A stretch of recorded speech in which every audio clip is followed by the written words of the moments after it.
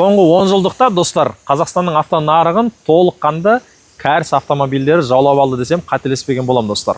Оның айғақ дәлелі ретінде, тіпті біздің Қазақстанның кейбір өңірлерінде арнайы зауыттар ашылып, Қазақстанда жасалған деген түрлі Кияның, Hyundai'ның модельдері де шығып жатқаны елге мәлім. Біздің Қазақстанда құрастырылатын түрлі автокөліктердің, яғни олардың қозғалтқыштары, олардың трансмиссиясы барлық потенциалдарынан айырылып, жаншылып, әр кеткенде 120 аттың немесе 150 аттың деген секілді әңгімелермен ғана шығып жатқаны бар. Бұл Kia K3 GT, яғни таза қанды кәріс. Мынау пипец қой мынау. Өйткені мынандай атты тоқтата алатын торымыз керек па идея. Қала ішінде 204 ат деген тіпті кейде ойлайсың артығымен шығар деп. Мысалға Екінші скоростта даталы бассаңыз, вы про это, что ли?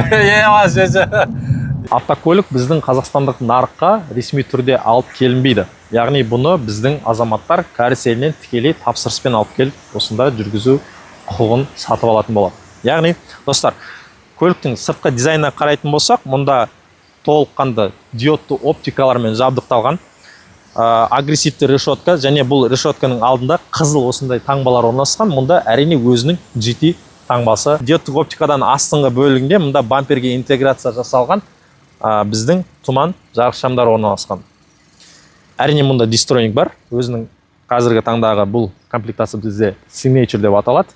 Яғни жалғыз ғана бір жиынтықпен жүреді. Бұнан басқа жиынтық болмайды бұл көліктерде. Достар, капот астына келетін болсақ, мұнда бізде GDI қозғалтқыш 1.6 турбо үдеткішімен. Аталмыш қозғалтқыш өзінің 7 сатылы ДКТ, яғни робот қораптымен бірге жұптасады. Яғни бұл жерде сіздерге аштап айтып бергім болып отыр. DCT деп атайсыз ба, мүмкін ДКТ деп аталасыз ба. Бұл негізі ағылшын тілінде Dual Clutching Transmission, яғни екі ілінісі бар қорап деген мағынаға сай келеді. Бірінші ілініс бұл тақ берілістерді қосатын болса, іске екінші ілініс бұл жұп берілістерді іске қосатын болады. Сонымен, яғни мұнда ДКТ бізде 7 сатылы робот болып есептелінеді. Өзінің 265 ньютон метр, яғни күшімен осы қозғалтқышты келесі таңда приводтарға беретін болады. Бүгінгі түсірілімге келген K3 GT, яғни 18 тәпішкемен зауыттан бірге қосарланып шығады. Клиренсі бұл жерде 150 мм-ді құрайды. Яғни қала үшін мүмкін кішкене аздық етуі мүмкін. Бордюрлерге келгенде кішкене оп-оп деп жайлап абайлап өтуіңіз керек болады. Яғни мұнда да толыққанды диодты оптикалармен жабдықталған, бамперге интеграцияланған мұндағы бұрылыс жарық шамдары. Әрине бұның арқасынан келген кісілерге, егер көлігіңізді қатты тақап келетін болсаңыз, мынау бұрылыс жарық шамдарының төменде орналасуы кішкене жайсыздық туындатуы мүмкін. Яғни солға бұрылайын деп тұрған адамды кейде байқамай қалып газды беріп қалуыңыз мүмкін деген секілді. Және бамперге төменгі жағында мұнда біздің артқа беріліс қорапты қосқан кездегі, яғни жарық шамдардың да осында орналасқанын байқап отырмыз. Бампердің төменгі жағына орналасатын болсақ, мұнда екі жаққа бөлінген мұржалары ешқайсысы да фальш мұржа емес, толыққанды қызметін жасап тұрған мұржа есептеледі. Достар, ұмытпайық, бұл автокөлік бізде GT K3 болып табылады. Төрешім, дай газу.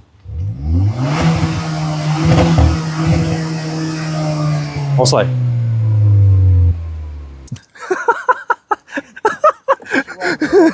Мыналардың бәрін мен кес аны черный экран қоятын сияқты мыналар же. Достар, жүргізуші ретінде өзімді өте жайлы сезініп отырмын. Бұнан бірден бір себебі мына орындықтардың өте по кайфу жасалғанында ғой, достар. Қараңыз. Бірінші кезекте мұнда толыққанды электр жетекті, яғни 8 бағыттағы жетекті батырмалар бар. Біріншіден алдыңа, артыңа және көтеріңді кішкене төмен түсіресің, жоғары көтересің. Яғни онымен қоса сәйкесінше артқа жантаюда мүмкіндігі бар. Ең қызығы, ең бастысы, яғни әдетте спорт карларға орнатылатын орындықтар секілді, мұның өзінің бүйір жанамалары бар, мынандай өзіңізді сізді құшақтап отырады, ешқайда қашып кетпейтіндей. Яғни өйстіп отырасың ғой бір жерде. Мен өзімді мұнда да жайлы сезініп отырмын деп есептеймін. Әрине бұл тек қала ішінде болса егер. Себебі ұмытпайық, алдымыздағы шопыр баланың бойы 180 сантиметрді құрайды. Сәйкесінше менің аяғым қазіргі таңда еш жерге тиіп тұрған жоқ, өзімді жайлы арқамды да ыңғайлы қойып отырмын десем болады. Төбеге менің басым тимейді. Бұның яғни төбесі біраз биік құрайды, себебі мұнда ешқандай люк басқа қарастырылмаған, сондықтан да бұл жайлылықты береді. Онымен қоса артқы жолаушылар үшін мұнда арнайы көтенжілтқыш, яғни екі жаңағыдай сатылы көтенжілтқыш батырмасы бар, бірінші және екінші өзінің ысыту дәрежесіне қарай. Сонымен қоса мұнда бізде ауа сүзгіш, яғни дефлекторлар орналасқан. Оның астында бізге Type A бағытындағы USB ғана бір данасы қарастырылған. Қазіргі таңда бұл актуалды ма, ол жайында өзіңіздің пікіріңізді қалдырып кетіңіздер. Достар, жетерінше малмандай су болдық. Енді салонда жалғастырайық әңгімені. Автомобиль біздің Қазақстанға, яғни білесіздер, ресми түрде алып келінбейтін болғандықтан, мұнда яғни өзінің кәріс елдері үшін толық қанды барлық, яғни фарш қой, қысқасы айтқанда. Мұнда бізде мультируль, бізде мұнда электрондық, яғни приборлар панелі, 10 дюймдік мұнда экран бар бізде. Оның төменгі бөлігінде маған бір ұнайтыны осы кәрістер әлгінге дейін шайба немесе жаңағыдай ауа баптағыштардың түрлі өзінің батырмаларын физикалық, яғни механикалық түрде қалдырғандары маған сол ұнайды. Неге десеңіз, сіз жолда кетіп бара жатқан кезде әркез айта беремін мен бұны, сенсорды басып, оны баптау біраз қиындық туындатады. Сондықтан да осы яғни механикалық батырмалардың қалғаны әлгінге дейін мені қуантады. Және төменгі бөлікте бізде мұнда арнайы екі USB портымыз бар, телефон қуаттауға арналған. Оның қасында біздің селектордың тұсында бізде рөлді жылытатын, көтенді жылытатын, яғни алдыңғы жолаушымен менің. Сонымен қатар бізде драйв мод, бізде драйв модтың, яғни эко, спорт, смарт және нормал, яғни 4 драйв мод бар екенін көріп отырмыз, достар. Мұнда бізде электронды тежегіш, яғни электроручник, автохолд және екі стақан қойғыш. Сонымен қатар мұнда бізде кішігірім осындай бокс бар. Мультирулға оралатын болсақ, мұнда біздің бәрі жинақы өте керемет, дұрыс, түсінікті, интуитивті орналасқан. Пәрмендер батырмасы толыққанды оң жағында орналасқан, яғни біздің білесіздер автокөлікте Distronic адаптивті круиз контрольмен жинақталған. Соның батырмалары, соның баптауы барлығымен оң жақта орналасқан. Сол жағында мультимедиаға қатысты барлық батырманы сол жаққа тиімді етіп орналастырған, достар. Рөл толыққанды бізде спорт, яғни GT өзінің шилдингмен бірге бізге жиынтықта беріледі. Осындай қызыл жіппен тоқылған арнайы. Және роботтарда, достар, білетіңіздер, робот коробкамен жиынтықталған автокөліктердің біршама дерлік барлығында арнайы осындай лепестки, яғни сіз кетіп бара жатқан кезде механикалық бағытқа ауыстырып, өзіңіздің спортта автомобильде кетіп бара жатқан кезде жылдамдықты төмендетіп немесе жоғарылата алатын мүмкіндігіңіз бар. Яғни берілісті ауыстырып отыра аласыз. Сол жақ бағытында бізде мұнда автомобильдің, яғни дистрониктермен бөлек біздің мынау екі бүйір бағытындағы айналарда көрмей қалатын, яғни слепый зона дейді ғой, сол жердегі БСМ, яғни датчик БСМ осында батырмасы орналасқан екен, достар. Есік бөлігінде біздің айналарды толық ашып жабу мүмкіндігі қарастырылған батырмалары бар. Бізде толық электропакет және комфорт, яғни, достар. Маған толық ұнады автомобиль. Ендеше жүріп көрейік. Бисмилла.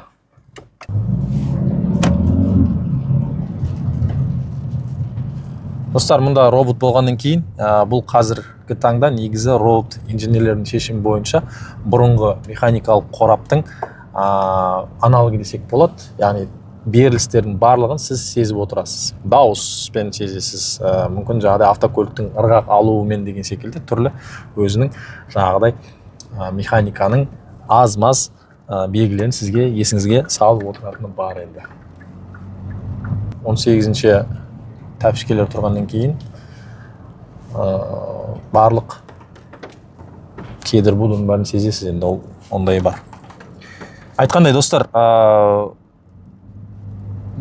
көліктің аспасына келетін болсақ, көлік алды Макферсон, арты толыққанды көп иін трек болып есептеледі, многорычажка. Яғни бұл аз-маз болса да автомобильге комфорт береді деседі. Қала ішінде 204 ат деген тіпті кейде ойлайсың артығымен шығар деп. Мысалға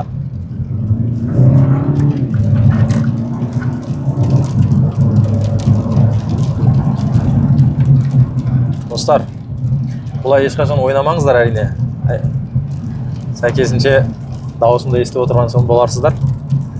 Мынандай көлікті тоқтата алатын, оның тежегіштері де мықты болу керек. Иә, достар, әрине біздің Қазақстанда жүрген ресми түрде сатылып жатқан Ceratolар сияқты менің көзімде мынандай дискілер қоймайды бұл жерге.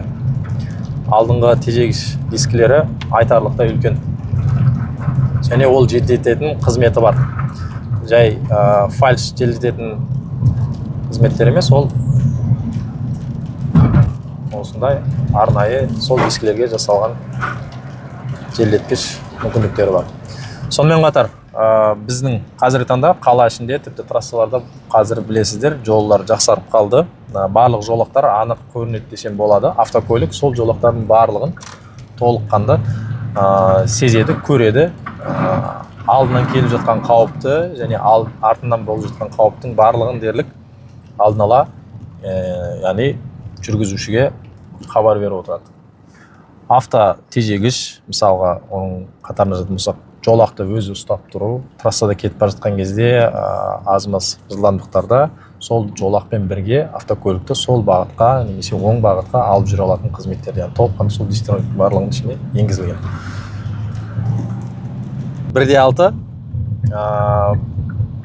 ойлайсыз ғой, дым емес деп. Жоқ, жігіттер, 1.6 егер ол K3 GT турбо қозғалтқыш және 204 робот қорабымен осы камераны дірілдетіп келе жатыр ғой, қысқасы.